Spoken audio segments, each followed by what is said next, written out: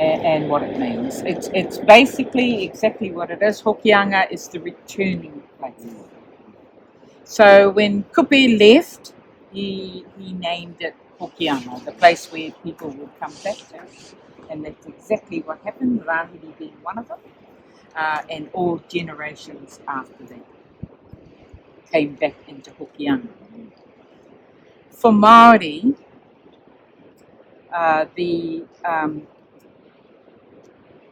it's always about the whakapapa, which you know. We always return back to where we are from. So we're not tied to the urupa, we're not tied to the whenua, we let go. Our wairua returns back to where it is. So Hokianga can work both ways, returning home or returning here, being the descendants, or ngā uri. Ngā uri are the people, descendants of So they either return here, and then when we die, we return. Hawaii Palma Mao is what we call it. It's this, using sort of a modern vernacular, as it were, it's an imaginary place, Hawaii. But all Maori return back to Hawaii Palma Mao here. Te ara I te uri. Very, very significant to Maori. It's not just northern Maori. There was a time, I mean, you might get some variations now because they're wanting to make their own mark and things like that. But there was a time when this was the returning place, Te ara. So it didn't matter where you died in Aotearoa, your wairua leaves. We go through a process on the marae which is 3 days long. Some of you will know that, some of you won't. Our marae is our community place. We gather there to celebrate and mourn the passing of our dead. And it's called a tangi. Tangi means to cry. Doesn't mean funeral, it means to cry. So to go on the marae and have a tangi or be part of a tangi, it's going through a process. And the process on the first day is to take the person back to where they spent time on the whenua. So they're affiliated to a marae, and they bring up, subsequent whānau family members tethered to there. The bones that are left are buried in the mountains. I've mentioned that before. But it's the wairua that comes this way to return back to Hawaii Palma Mao. So that 3-day process on the marae goes through going back to the whenua for a start, and so you get on the marae and all those people who are brought up with you, whānau and friends, return back to that whenua from whence they were, where they're. I've explained it to you before. Our pito, which is the piece of wood you've picked up, our pito is buried there on that whenua. We will always be tethered there in terms of organic, if you like. Our this vessel by which carries our wairua, this vessel is buried in the wairua, in the whenua. The bones, which also carry the wairua, are placed in caves. So that's the organic part of Maori. The second day is more about sharing with the wider people who have been affiliated to that whenua, that marae. They come, they go. You would know that on the second day. Then at night time they have what's called a poroporoaki. And it's wonderful because we laugh and we sing and we tell stories about the person. We tell all the secrets, and it's wonderful. So we're getting into a state now of accepting that this person has lived a life, and we're now approaching the time when we've got to let that wairua go. So we prepare ourselves on the second day, and the second night is particularly wonderful, particularly for whānau, because they know the characteristics of this person that's lying in state. And you learn things, or you know things, and everybody laughs or cries, or they go through all these different emotions shared on the second day or evening of the Poroporoaki. On the third day is the funeral itself, where we inter. Nowadays we inter. In the old days, someone would have gathered the bones, wrapped them in woven mat, and taken them up to the mountain. Same thing, interring something to the mountain. And sad, of course, but the task of actually doing that was only, and you will have heard, certainly from here, you will have heard the terminology tohunga. So tohunga is a specialised person that can do karakia, prayers, preparation for the journey up to the maunga. On that day also is a letting go. So the tohunga would have done this at the site usually,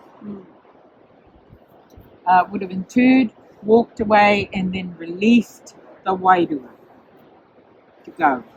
It's all right. You may now depart.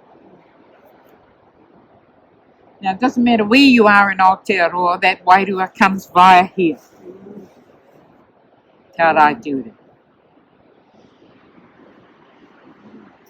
If you go up there, that's coast all the way up to Te Rerenga Wairua, which is the top of Aotearoa, New Zealand, and the North Island. And that spirit travels along here, and we all know it. And then at Te Rerenga Wairua, which we're not going to, so I'll just unpack that a little bit for you, is Te Rerenga is kind of to prepare, a preparation place to prepare. So it comes across land to here, and then it travels along the coastline. It no longer goes over any land. It travels across water, all the way up to Te Rerenga Wairua. And Te Rerenga is to prepare the spirit for final departure. Te Rerenga Wairua. So both these places, Te Aotearoa and Te Rerenga Wairua, are the two significant places for Maori. Now, of course, over many, many centuries and many, many decades, the word tohunga was seen to be, or the person in the role of tohunga was considered by the colonials to be someone who was a witch. Witch doctor. Practicing stuff that's, what is this wairua? What is this? It's a dead body. And interestingly enough, I guess, when you think about, we commend this person to you, Lord, their spirit. But we do that in Christianity. But the way Māori do it is unacceptable. So that's just a journey, which has been very, very sad. For Māori. And so this place here is Te Aotearoa, heading up to Te Rerenga Wairua, releasing the spirit of the person back from whence they came. Now, I have mentioned that it's imaginary, or it could be mythical, or it's a place that nobody can actually put their finger on it. Some people call it heaven. Some people call it heaven. This is my version, by the way. This is not a written version. And how I see it, Hawaii Kamamau, because nobody can actually put their finger on where it is. Yes. And until they do, then you are returning somewhere, aren't you? You're going somewhere. Your wairua is going somewhere. So if we were to adopt our sort of Christian colonial belief, then I would dare to say that Hawaii Kamamau is heaven, the final place. Now, whether Māori actually believe that Io matua kore is there, that's up to them. If you want to call it God, that's up to them. This is where Jesus gets tricky. Because you've got that humanness of God in Jesus. So it does get tricky, and it's not necessarily in the narrative of Māori. But wairua tapu is. Or it's not necessarily wairua tapu, it's wairua. Something lifts us, something carries us, something puts the wind under our wings. Well, they're both the same, aren't they? Wairua tapu, Holy Spirit, and wairua. If you don't swipe, it'll be all right. They'll just walk around you. So that's any questions about that? Any comment? Does anybody want to ask anything about that?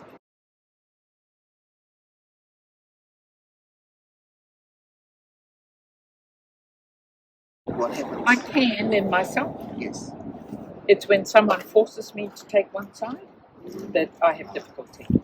It's only someone else trying to make me something that I'm not. I was brought up with these stories.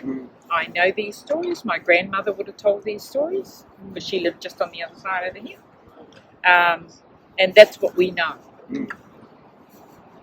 If someone from Aotearoa, from the East Coast, came over and said, "Oh, what a load of bullshit," that's there. Okay, you got your story. Kei te pai.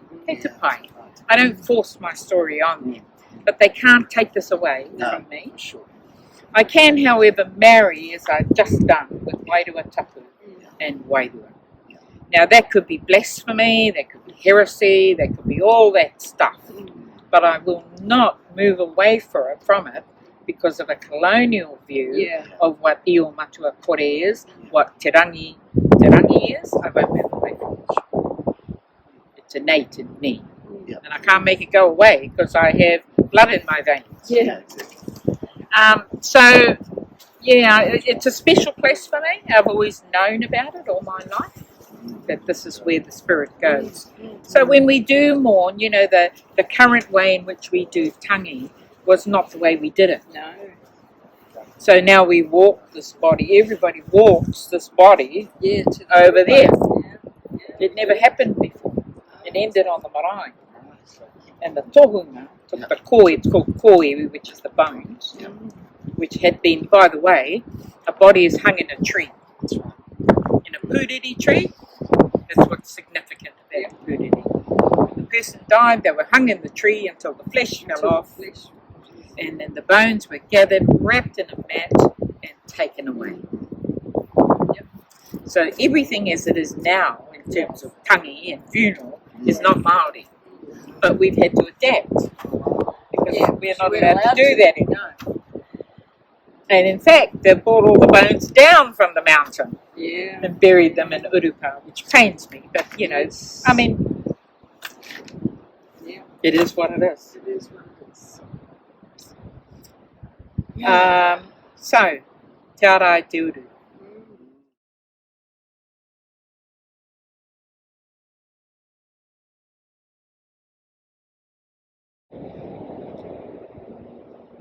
Ki te reo e tangi nei, he wawa tatanga mai, Hokianga whakapokara kia. Hokianga whakapokara kia. E te tai toke rau, hui hui mai rata tau e. Ki te mahi ngā mahi, ngā taonga o ngā tūpuna. Ngā taonga o ngā tūpuna. Ora hia te aroha. Ki te tarara a ta whai aroha mai. Ki rara huarahi o te ao. Ngā taonga o ngā tūpuna.